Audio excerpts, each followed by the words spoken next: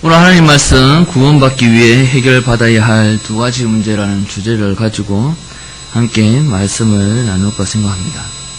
우리 옆에 계신 분과 함께 인사 나누겠습니다. 나는 구원받았습니다. 당신은 구원받았습니까? 다시 한번 인사하겠습니다. 나도 당연히 구원받았습니다. 할렐루야. 오늘은 본문 말씀을 가지고 구원받기 위해서 해결받아야 할 두 가지 문제, 이 두 가지 문제가 무엇인지 함께 말씀을 나눌까 생각합니다. 오늘 본문 말씀 14장, 15장, 13장부터 15장 말씀을 통하여서 우리가 말씀을 나눌 건데, 우리가 오늘 본문 말씀을 이렇게 가만히 들여다보면은 재미있는 부분을 발견할 수 있습니다. 레위기 10장 그리고 레위기 16장을 이렇게 보게 되면은 레위기 11장과 15장은 왠지 어설프게 들어가 있는 부분, 10장과 16장이 연결이 잘 부드럽게 되지 않게 하는 본문, 이렇게 생각할 수가 있습니다. 왜냐하니까 레위기 10장에는 아론의 두 아들이 제사하는 것이 나오고, 그리고 그 두 아들이 죽는 것을 보게 됩니다. 그리고 16장에는 그 두 아들이 죽은 후에라고 시작하면서 대속죄에 대해서 말씀하고 있는 것을 보게 됩니다.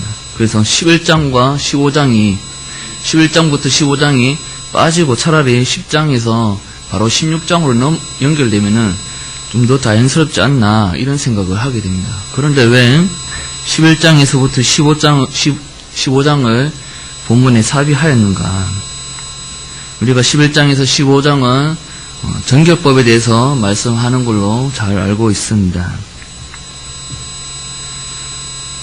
이 정결법을 삽입함으로써 두 아들이 왜 죽었는지, 그리고 이 두 아들이 죽음으로 말미암아 왜 대속죄를 행하여야만 하는지, 그 설명을 11장에서부터 15장의 정결법을 통하여서 우리에게 말씀하기 위해서 기록하였다라는 것입니다. 오늘 본문 말씀의 첫 번째로 부정한 자는 영문 밖으로 쫓겨나야 함을 말씀하고 있습니다.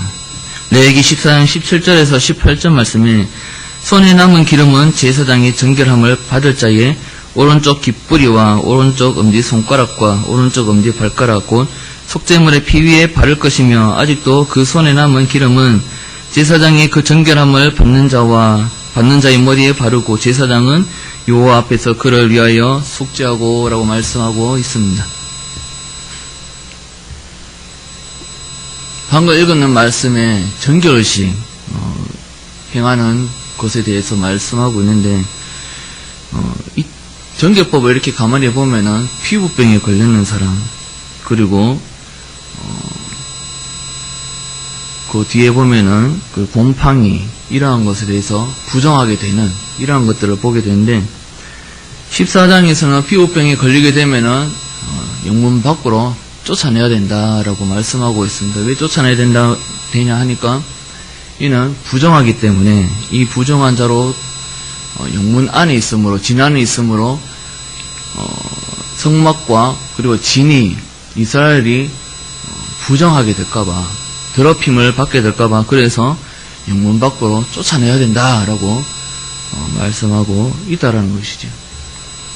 그러면은 이 피부병이 걸린 사람이 피부병을 나으면은 다시 부정한 것이 정결하게 되어서 들어오면 되지 않겠느냐라고 생각할 수 있지만, 성경에서는 피부병이 나아서 깨끗해진다 하더라도 그 사람은 여전히 부정하다.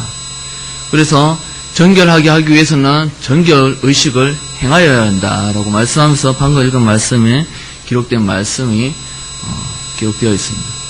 이 말씀은 대제사장이 위임받을 때 정결의식을 취할 때도 이와 똑같은 의식을 치르는 것을 볼 수 있는데, 그만큼 이 정결의식이 중요하다라고 말씀하고 있다라는 것입니다.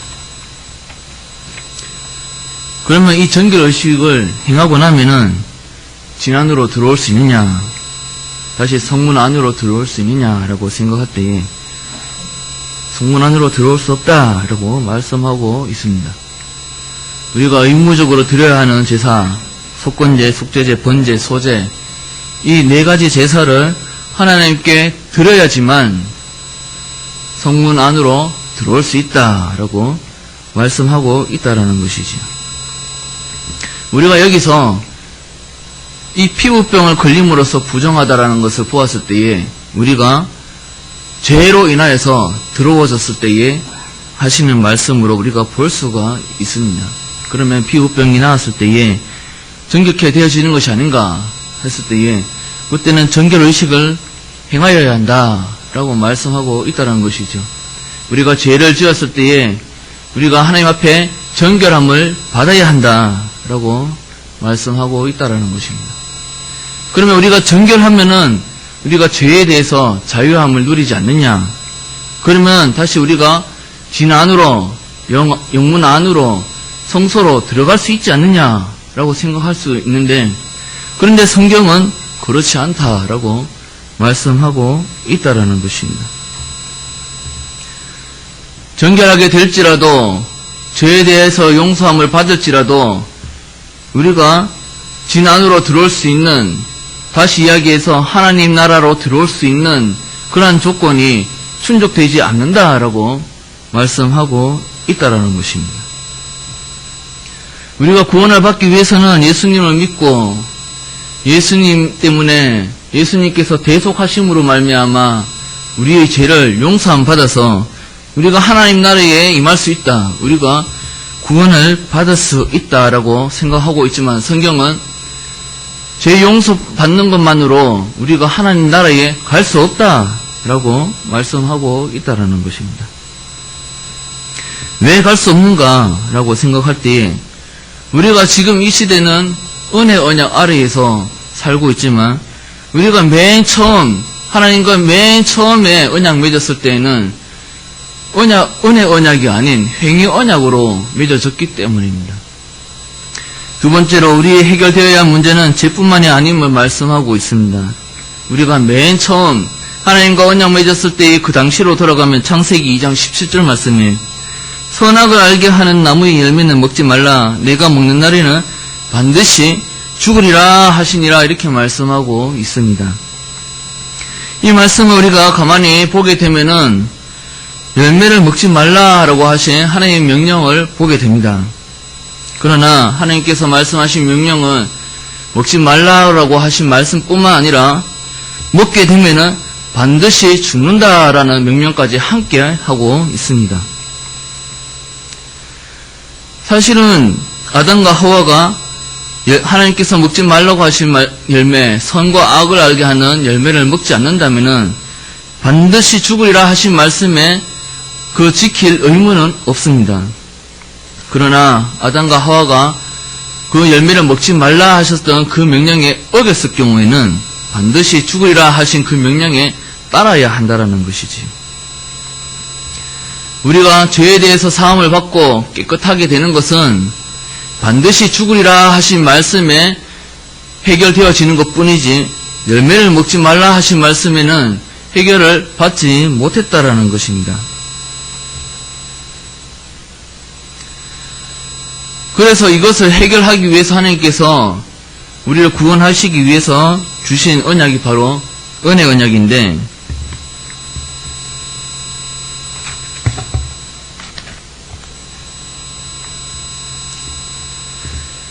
이 은혜 언약에서 통하여서 우리가 하나님 그리스도께서 하나님의 의를 충족하심으로 말미암아 우리가 하나님께서 먹지 말라 하셨던 그 말씀에 순종하는 것을 충족하셨다라는 것이지요.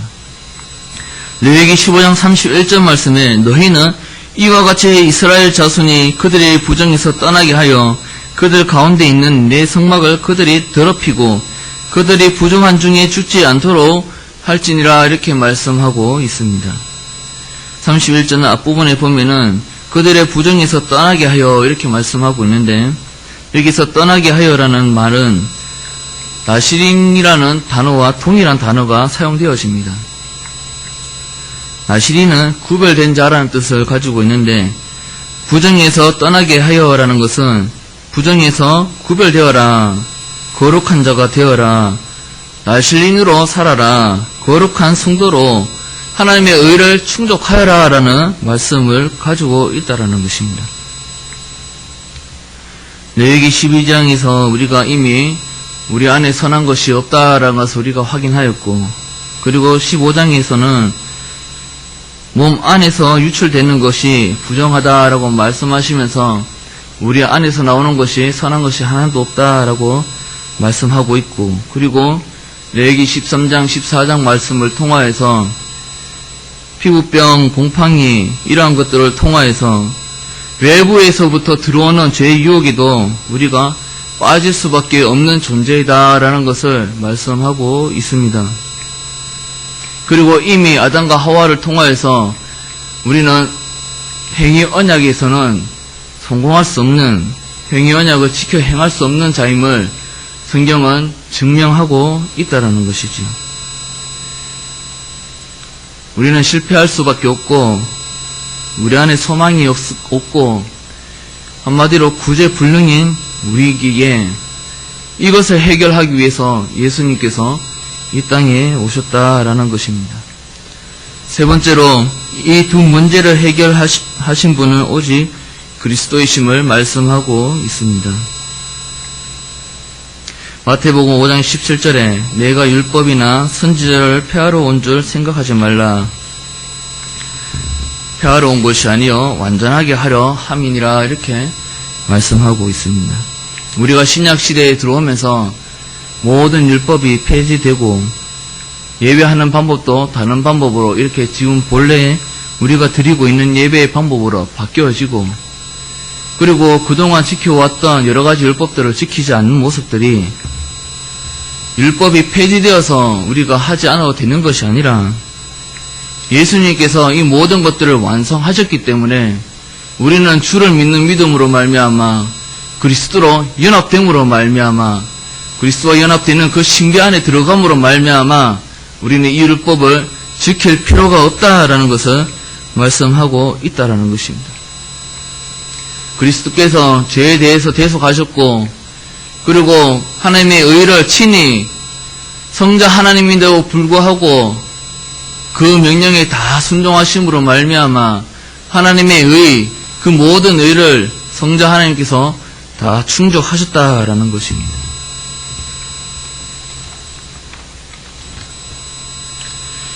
그리고 15장 뒤에 16장에서 대속죄를 통하여서 우리가 정결해야 되고, 그리고 하나님의 의를 충족하여야 되는데 그것을 충족할 수 있는 방법은 그리스도밖에 없다라는 것을 대속죄일로 통하여서 우리에게 보여주고 있다라는 것이죠. 구약시대에 사는 사람들도 또한 율법으로 구원을 받는 것이 아니라 하나님께서 은혜를 베푸신 그 은혜 언약 아래에 있음을 알게 하시고 그리스도로 말미암아 구원을 받게 하시는, 그래서 두 아들의 죽음은 그 어떤 것도 우리의 노력으로 우리의 공로로 해결할 수 없다.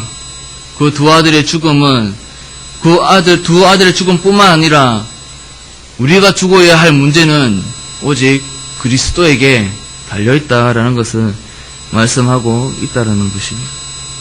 그래서 고린도전서 15장 45절 말씀이 기록된 바 첫사람 아담은 생명이 되었다 함과 같이 마지막 아담은 살려주는 영이 되었나니 이렇게 말씀하고 있다는 것이지요. 하나님이 아담을 창조하셨을 때에 그의 생기를 부름으로 말미암아 생명이 되었다라고 말씀하셨습니다. 그러나 아담과 하와가 하나님께서 먹지 말라 하신 그 열매를 먹으로 말미암아 정령 죽게 되는 생명이 죽은 영으로 되어는 그렇게 죽을 수밖에 없는 영이 되었다는 것이죠. 그러나 다시 마지막 아담 그리스도를 통하여서 죽은 영이 다시 산 영이 되었다, 생명이 되었다라고 고린도전서 15장 45절 말씀에서 말씀하고 있다라는 것입니다.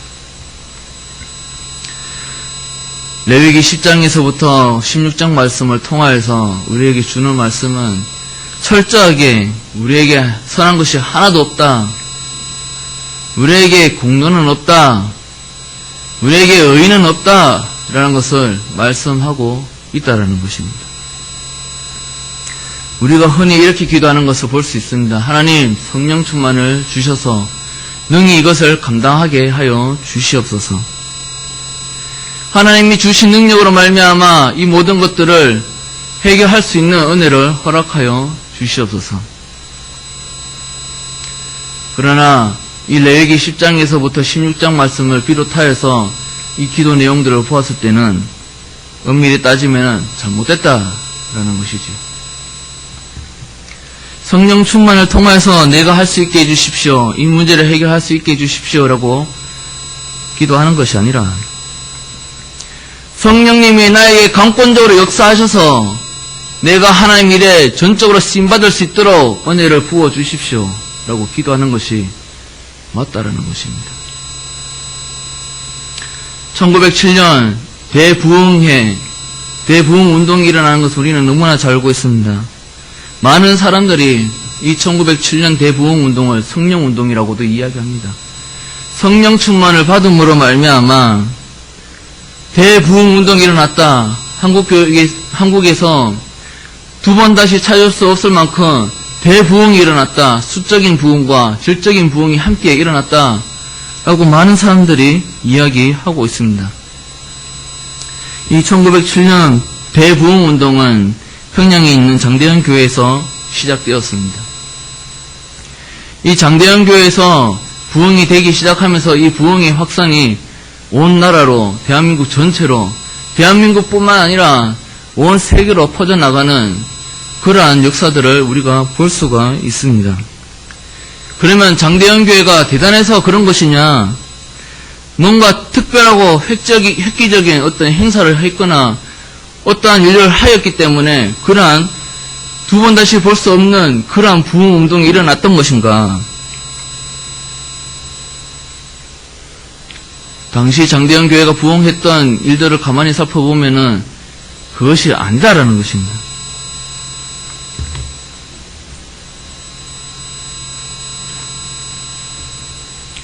장대현 교회에서 새벽기도가 처음 새벽기도 운동이 일어나기 시작했는데 장대현 교회 전체 교인들이 다 새벽기도 나와서 열심을 가지고 하나님께 부르짖었던 것은 아닙니다. 처음에는 선교사로부터 시작하여서 하나님 말씀을 사모하며 왜 부흥이 일어나지 않는가? 하나님께 부르짖을 때에 하나님께서 주신 말씀, 너희가 내 안에 거하고 내 말이 너희 안에 거하면 너희가 구하는 모든 것이 이루리라. 그 말씀을 보게 되었고, 그래서 시작된 것이 바로 성경 공부였습니다. 내 말 곧 하나님께서 자기에 대하여 계시하신 그 말씀이 내 안에 임할 때, 그리스도의 영이 내 안에 임할 때에, 그리고 내가 하나님 안에 거할 때에 하나님께서 이 모든 것들 너희들이 구하는 것을 내가 다 들어주겠다.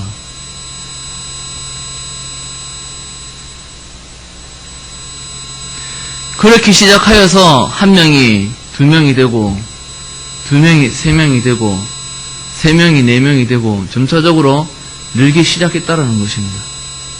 하나님의 말씀을 사모하고, 그리고 하나님에 대한 지식을 알아가기 소망하고 알아가기 원하면서 그 간절한 마음이 시작되어서 그렇게 하나 둘씩 모이기 시작했고, 하나님을 아는 지식을 암에 따라서 그 거룩하신 하나님의 암에 따라 우리는 결코 하나님 앞에 설 수 없는 존재임을 알게 됨으로 말미암아 여호와를 경외함으로 겸손히 무릎 꿇을 수밖에 없는 존재라는 것을 날마다 깨우치며, 그래서 하나님 앞에 다시 한번 무릎 꿇을 수밖에 없는 일들이 계속해서 일어났다는 것이죠. 그러면서 장대현 교회의 부흥운동이 일어났습니다. 성령의 강권적인 은혜로 말미암아 방언을 하고 막 성령이 나타나는 그런 장면들이 나타나는 그런 운동이 아니라, 앞에 서신 목사님이 비롯하여서 내가 죄인이라고 선포하면서 회개하면서 통회하면서 시작했던 일들이 앉아있던 성도들 한 명 한 명씩 일어나면서 아닙니다, 내가 죄인입니다. 아닙니다, 내가 죄인입니다. 이렇게 소리 지르면서 한 명씩 한 명씩 일어나면서 통회하기 시작했던 것이 바로 장대현 교회의 부흥의 시작이었다는 것이지요. 이것이 대한민국 전체의 부흥운동으로 퍼져나가면서 한국교회가 하나님 앞에 무릎을 경건히 꿇고 회개하기 시작함으로 말미암아 1907년 대부흥운동이 일어났다는 것입니다. 우리가 무엇을 해야지? 부흥을 위해서 어떤 행사를 해야지? 내가 뭘 해야지? 이렇게 했을 때 대부흥운동이 일어났던 것이 아니라 하나님, 내가 죄인입니다. 나는 아무것도 할 수 없는 죄인입니다. 그렇게 부르짖었을 때 하나님은 관건적으로 역사하셨고 대부흥운동을 일어나게 하셨다는 것입니다. 우리는 교회에 헌신하면서 어떤 일을 하면서 참 많은 분쟁이 일어나는 것을 보게 됩니다. 나는 이렇게 열심히 하는데 너는 왜 이런 식으로 많은 시각을 가지게 된다는 것이지요. 나약한 인간의 마음에 그러한 마음을 가질 수는 있지만 그것은 어떤 고백인가 하면은 나의 의를 드러내는 것이며 그리스도의 의를 의지하지 않는다라는 고백이라는 것입니다. 내가 철저히 그리스도의 의를 의지한다면은 내가 의가 없고 선한 것이 없어서 나는 그리스도의 의밖에 의지할 수밖에 없음을 고백한다라면은 감히 누구를 비난하고 비판할 수 없으며 내가 이 일을 했다, 나는 이만큼 했다 라고 소리칠 수 없다라는 것이지. 성경은 그리스도의 의가 아니라 내 의를 드러냈을 때에 그 열매는 사망이요 멸망이다 라고 말씀하고 있습니다. 우리는 어떤 열매를 맺길 원하시는 겁니까? 나는 어떤 열매를 맺길 원하는 겁니까?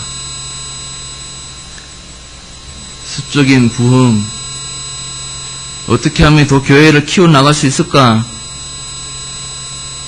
점점 한국교회 인원, 기독교인들은 자꾸 줄어드는데 이것을 어떻게 막을 수 있을까? 라고 생각하는 것이 아니라 잘못된 방향으로 흘러가고 있는 이 한국교회가 다시 하나님 앞으로 나와 무릎 꿇을 때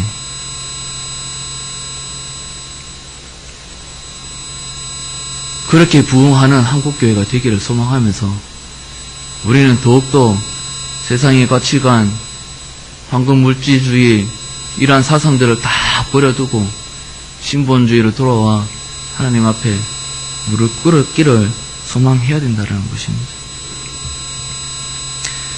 이것이 그리스도와 연합하는 신비입니다.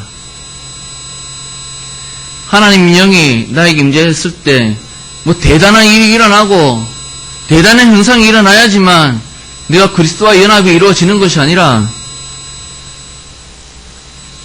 그리스도의 영이 나에게 내가 그리스도의 영과 연합이 되었을 때에는 내가 하나님의 의에 충족되어지는 거룩한 성도가 되어지는 것, 이것이 성령 충만의 열매라는 것이죠. 그래서 성령이 9가지 열매를 말하고 있지 않습니까? 사랑과 희락과 화평과 자비, 온유, 절제, 충성. 이것을 위하여서 우리는 나가야 된다는 것입니다. 그리고 이것을 회복되었을 때에 1907년대에 하나님께서 역사하셨던 것처럼 다시 한번 관건적으로 역사하신다는 것입니다. 우리의 공로, 의를 다 내려놓고 우리에게 선한 것이 없음을 하나님 앞에 고백하고 전적으로 하나님 앞에 경유할 수 있는 저와 여러분이 되기를 주의 이름으로 축복합니다. 이 시간 우리 통성으로 기도하기 원합니다.